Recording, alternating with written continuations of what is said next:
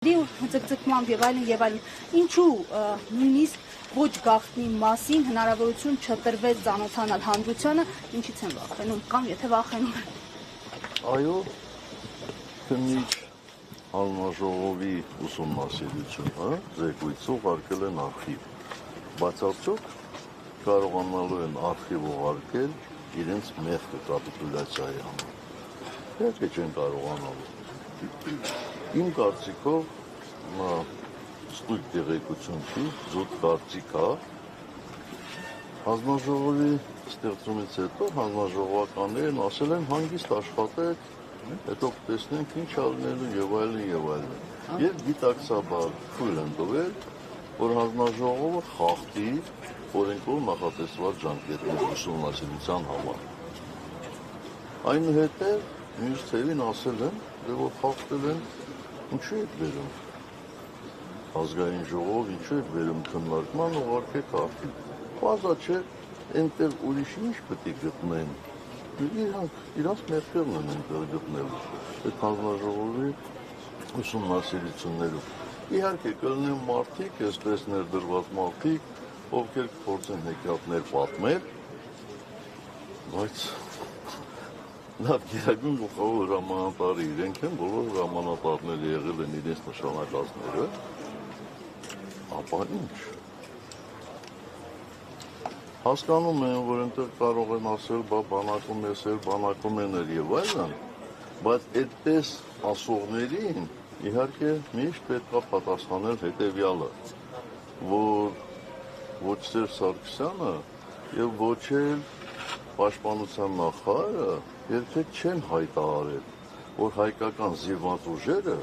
տարածաշրջանում ամենաազդեցիկներն են։ Այդ ոնց էր, որ տարածաշրջանում ամենաազդեցիկներն էին, այդ ոնց էր, որ միջմարտական մի դիրքի գրավման հետևանքով 70-ից ավել 71 մարտական խաչով պարգևատրեց այդ հիմա իրենց կարծիքով անմարտունակ բանակի զինվորներին ու սպաներին, բայց երեք նախագահները միասին վերցած այդքան մարտական խաչ չեն շնորհել։ Այդ փաստերը հնարավոր չի ուղղակի մոռանալ, էլի։ Այնպես որ լավ է նաև որ արխիվ են ուղարկել, թող մնա, հետո կտեսնենք։ Պարոն նախագահ, երկրորդ նախագահը հայտարարեց, որ իր թիմը մասնակցելու է 2026-ի ընտրություններին, հանրապետականը որոշում ունի արդեն։ Ես հաջողություն եմ ցանկանում բոլոր այն ուժերին, ովքեր արդեն որոշել են մասնակցել 2026 թվականի ընտրություններին։ Մենք որոշում չունենք, մենք զբաղված ենք այլ գործով, երբ որ դրա ժամանակը մեր կարծիքով կգա, մենք որոշում կայացնենք։ Այդ այլ գործի մասին դիտարկում է հնչել այսօր դարձյալ նույն ասուլիսի շրջանակում, ասել եմ մենք մեր ստորագրությունը տվել ենք, սպասում ենք։ Դա այդ process-ը, համագործակցությունը, ստորագրություններով միանալը ենթադրում էր ստորագրություն տալ եւ սպասել, թե այլ ենթադրելի գործողություններ պիտի լինեին եւ impeachment-ի գործընթացի հաջորդ փուլը որն է, պարոն նախագահ, որովհետեւ ձեր նախաձեռնությունն է, ձեր ուժի։ Նախ այդ հարցի առաջին մեծ մասը 90%-ը ինձ չի ուղղված, խնդրում եմ ինձ ուղղված հարցեր տվեք, էլի։ Սա մեկ, երկրորդ փուլը impeachment նախաձեռնողների հայտարարությունն արդեն կա։ Եվ ուզում եմ ասել, որ նախաձեռնողները մենք չենք եղել, մենք եղել ենք պաշտպանողները, մենք եղել ենք եւ կանք տեխնացու առաջադրողները, ինչի համար մենք այդ բառը ես չեմ սիրում, էլ ասեմ հպարտենք, ինչի համար ես շնորհակալություն եմ հայտնում մեր թիմի բոլոր անդամներին, ովքեր այս գաղափարը պաշտպանեցին։ Հնարավորությունները փողոցի գեներացիայի մասին եք խոսել։ Նրանք հերթով լինելու են, եթե նորից եմ ասում, ուշադիր հետևեք impeachment նախաձեռնողների նու էջերին ասեմ կամ նրանց խոսքին, տեսնեք, որ արդեն հայտարարություն եղել է։ Եվ եթե ուզում եք, կարող եմ կրկնել, նրանք հայտարարել են, որ այս փուլը չեզոք, այսպես ասեմ, պատգամավորներին համոզելն է, որպեսզի նրանք միանան impeachment-ի գործընթացին։ տեսնենք ժամանակը։ Պարոն նախագահ, դուք ասում եք, որ ձեզ համար Արցախի էջը երբեք չի կարող փակված համարվել, բայց փաստորեն այս իշխանությունները Արցախի էջը փակված են համարվում եւ արցախցիների վերադարձը իրատեսական չեն համարում։ Հիմա էլ եք կարծում, որ Արցախի էջը փակված չէ։ Այո։ Մեր տարբերությունը այս իշխանություններից միայն դա չի։ Մենք հսկայական հարյուրավոր տարբերություններ ունենք շատ սկզբունքային հարցերում։ Իհարկե փակված չի։ Դուք հնարավորություն ունեք ուսումնասիրելու, ես չեմ ասում, որ դա արդեն, չգիտեմ, կանխորոշեց Արցախի լինելու հարցը, բայց նայեք, թե Միացյալ Նահանգների կոնգրեսականները ինչ առաջարկություն են մտցրել կոնգրես։ Նայեք, տեսեք, թե ռուսական վերլուծաբանները ինչպիսի եզրակացություններ են արել եւ ինչ առաջարկություններ ունեն։ Ես չեմ ասում, որ դրանք արդեն որոշված պետությունների կողմից որոշված հանգամանքներ են, բայց դրանք կարևոր հանգամանքներ են։ Արցախը կմնա հայկական, եթե մեր ուղերձների մեջ, բոլորիս ուղերձների մեջ այն լինի հայկական։ Բայց այ հիմիկվա իշխանությունները կարծես միայն տարածքային վեճ են դիտարկում եւ այդտեղ էլ Ալմաթայի հռչակագրին են հողում տալիս տարածքային ամբողջականության մասին գրեթե կա մինչդեռ մադրիդյան սկզբունքների Կազանը ավելի շատ Արցախի ինքնորոշման իրավունքի մասին էին։ Ինչու դուրս մնաց այս ինքնորոշման իրավունքը։ Մեր Ալմաթայի հռչակագիրը նորից ուղղակի որևէ այսպես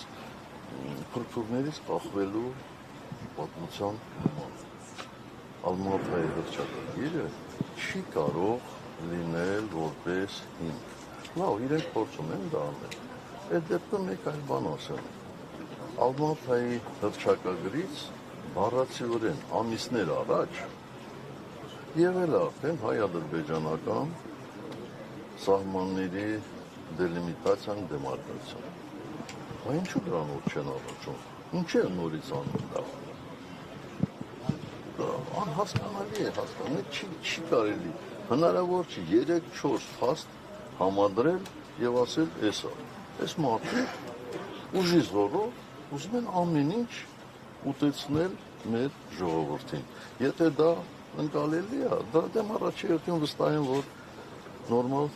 լրատվամիջոցներն ու լրագրողները պետք է պայքարեն, էլի։ Եվ Լևոն Տեր-Պետրոսյանն ասում էր, որ իր խաղաղության հայեցակարգը տարբերվում է Նիկոլ Փաշինյանի հայեցակարգից։ Դուք համաձայն եք Բայց դուք ինչի եք ուրիշների ասածները իմ մեկնաբանությունները հարցնում։ Ես չեմ ուզում որևէ եղել գործընթացների ծանոթ եք։ ամեն ինչին ես ծանոթ եմ։ Այ եթե դուք անուն չտաք, ասեք, այսպիսի բան կա,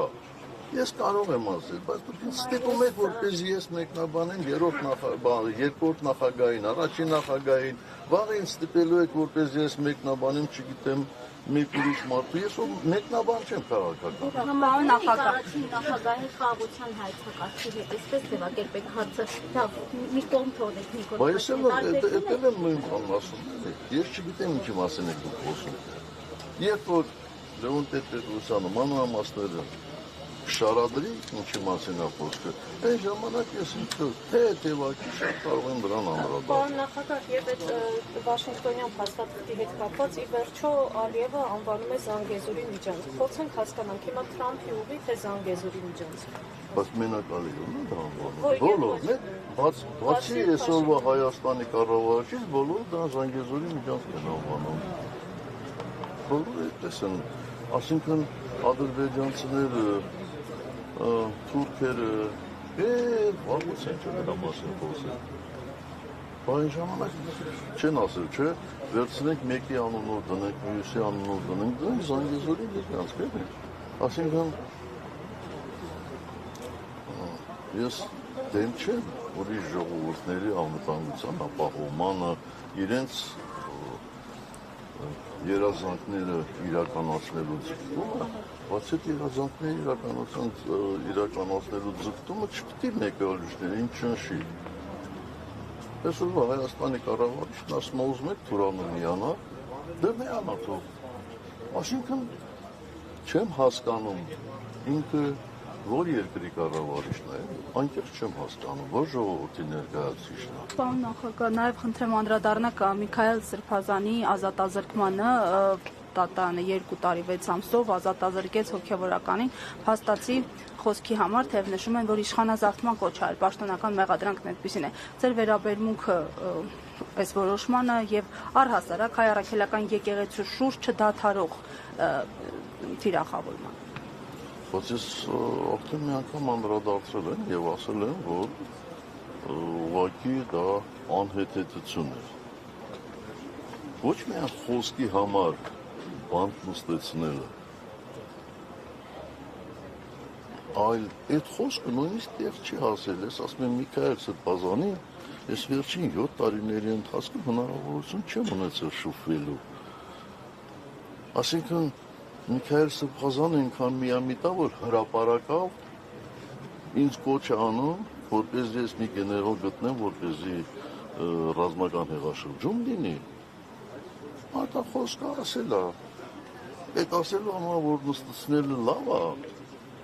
մեր իշխանության ժամանակ ինքը 140 անգամ կարող է նստել։ Ինքը Աշնան։ Բա ինքը ո՞վ։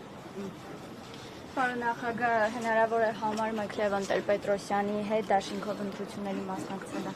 Այդպիսի գաղափար ընդհանրապես չի եղել։ Չի եղել։ Բա եթե չեմ սխալվում, Լևոն Զորաբյանը հայտարարեց, չէ՞, որ ասեց իրենք չեն պատրաստվում այդպիսի բանը։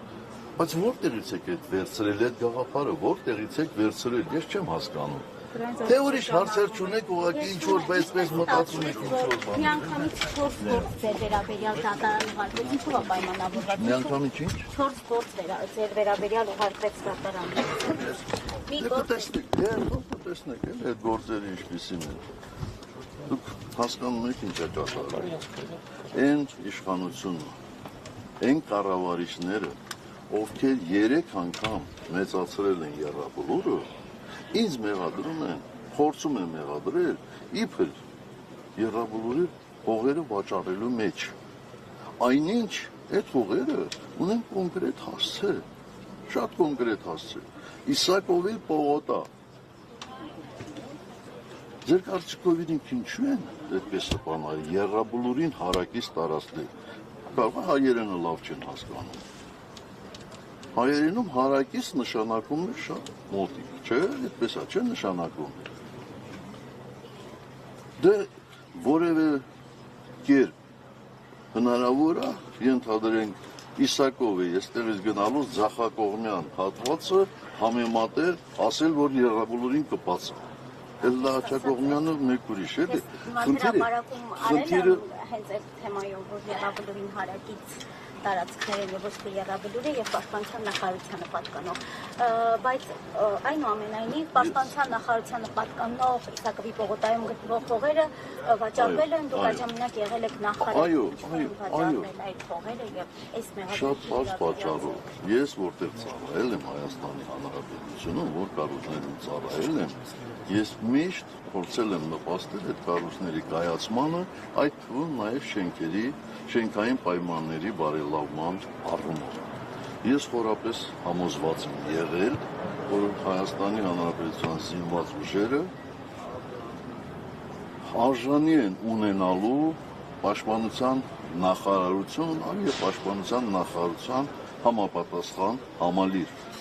Ընդ որում այդ աշխատանքները ես սկսել եմ դեռևս իմ առաջին պաշտպանության նախարար եղած ժամանակահատվածում 94 թվականի վերջից արդեն սկսել էինք այդ գործընթացը եւ համարում եմ, որ դա ճիշտ մոտեցում է, շատ ճիշտ։ Ու մենակ պաշտպանության նախարարությունում չի, անվտանգության խորհուրդ ունեցավ իր շենքային պայմանները, նախագահականում բարելավեցին շենքային պայմանները, դա